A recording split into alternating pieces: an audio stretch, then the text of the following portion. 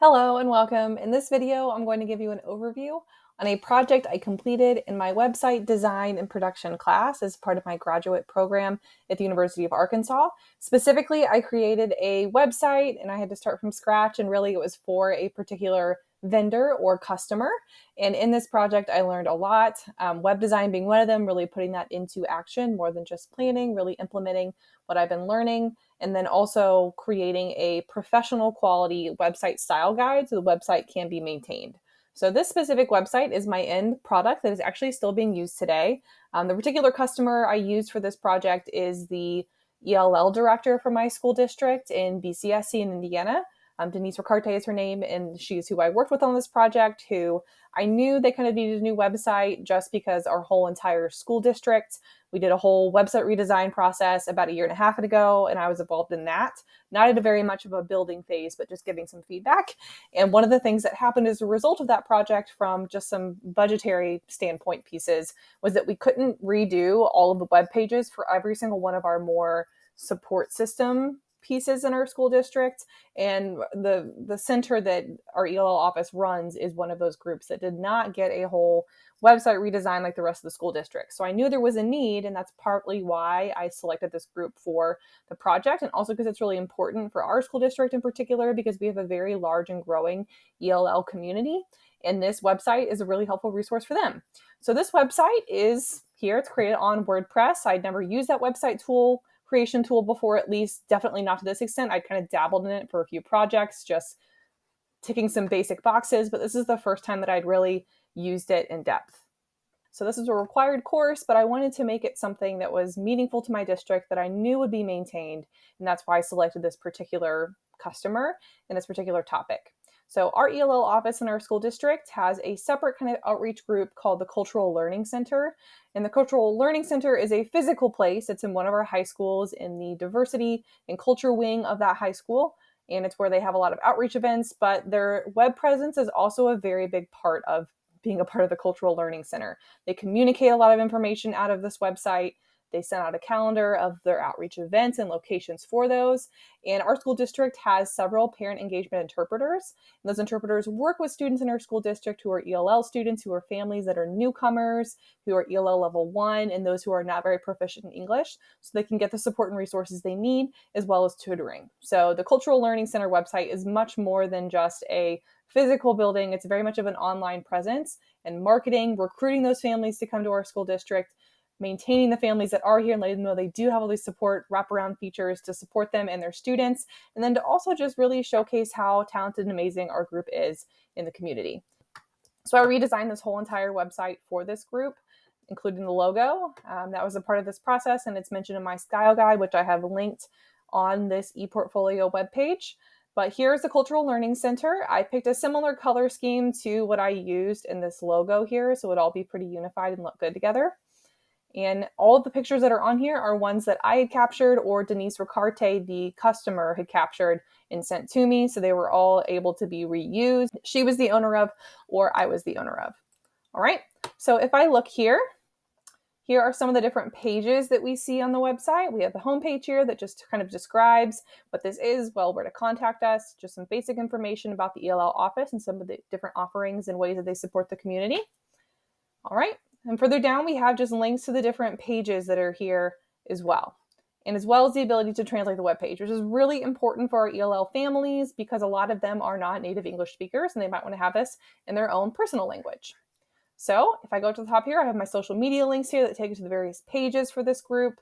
If I click the About page, there are several different web pages here, and this is actually less than what I had first drawn out, partly because there wasn't enough content to fill all the pages that I thought this group would need yet, but it is something that can definitely be added on later. So to build this website, we did a wireframing prototyping activity where we mapped out some of the different pages we would have and how they would be connected with each other.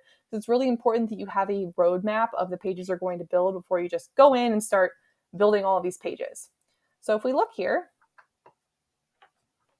the About page, this is the actual physical Cultural Learning Center location, mission, vision, and their values are all shared here. There's a video here describing their work, a graph that I had actually generated that shows the proficiency of the ELL students. So I used some of the WIDA data that I was able to pull from our school district data web source. Some of the different team members here, and all of the pictures there. All right, so I didn't have headshots for all of these individuals because some of them were just newly hired this year, but we put in some placeholders here until Denise gets some updated pictures, and they're good to go. So something else, a part of this website, is I put resources here for the different audience groups. That's another part of this project, was determining who's this website going to serve. And there's several different demographic groups in our district. It's going to be the students for these different grade levels, staff, families, and then also for any volunteers that might want to help the Cultural Learning Center. So we have the students here, and this is the resources for students, and it's the interpreters that help the students and tutor them at the different locations and buildings that we have in our school district and who would support them. All right, so I have their correct information and contact info there and their names, just not updated pictures because Denise is still working on getting those. There's also a collection of technology tips here for those students as well, relevant to our specific school district-wide district technology resources to support ELLs and translations. All right, so that is the student resources. Back up at the top, we also have resources for families and then for staff in the community. So families here, you're going to see a lot of the similar information, just some frequently asked questions from the parent standpoint, what they might want to know, what their child has to do to qualify for this program, what they get and what they receive, and testing information that's related to that.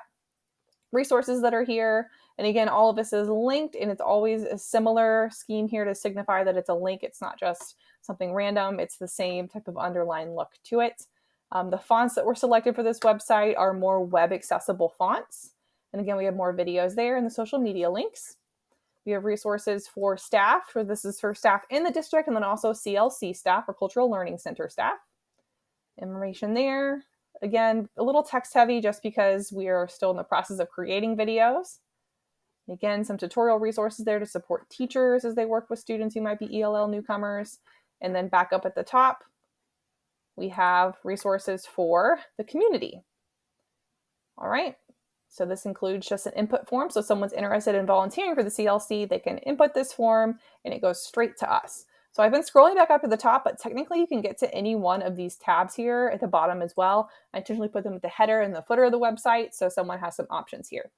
And this is built on WordPress, and I specifically built this so that it's responsible on any device. So it's device agnostic in the sense that you can be using this website on a phone, on an iPad, tablet, or a different web computer than what I'm using, and it will still be a responsive interface design. That was not a required piece of this project, but it was something that I felt was important to include because I know just from working in my school district that a lot of our ELLs are using phones to navigate and to get web resources, and that's how they get in contact with the staff at the CLC. So I felt like it was important that I included that bit, even though it wasn't something that was required. We have a calendar embedded here, and then there's also the ability to get social media follows and just some highlights from past events.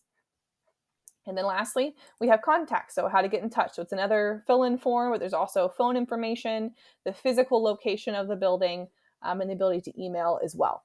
So this is the example of the website, and something that is really important that I wanted to note is that because this is something that's important for my school district and something that I want to see maintained, I have set the professional style guide, which is about 85 pages of documentation describing the different parts of this website, how to use the different logos I've designed and the color scheme, the different fonts that I applied, as well as how to organize things. And if you're adding in more pages, the flow and the kind of situation of that.